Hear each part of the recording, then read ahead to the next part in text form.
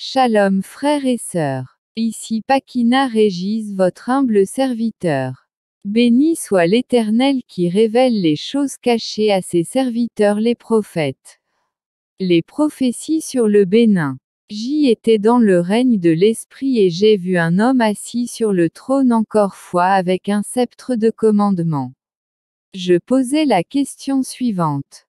Qui est-ce? Et j'entendis: c'est cet homme que j'ai choisi et consacré et assagi pour mon peuple.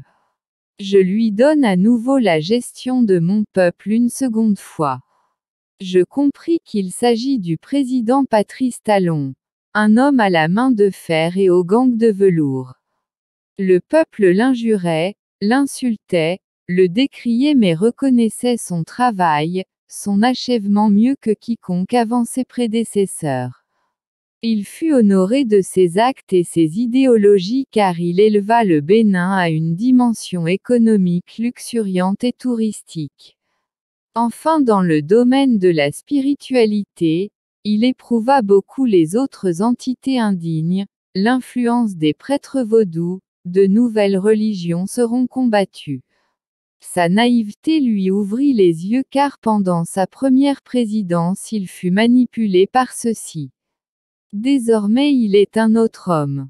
Car l'Esprit de Dieu repose sur lui, changeant son caractère orgueilleux et hautain en un compassif, empathique et sage. Il sera le seul et reconnu comme tel à avoir mieux révolutionné le Bénin moderne. Il prit des décisions de nommer une génération jeune dans l'exercice ministériel mais cela sera combattu.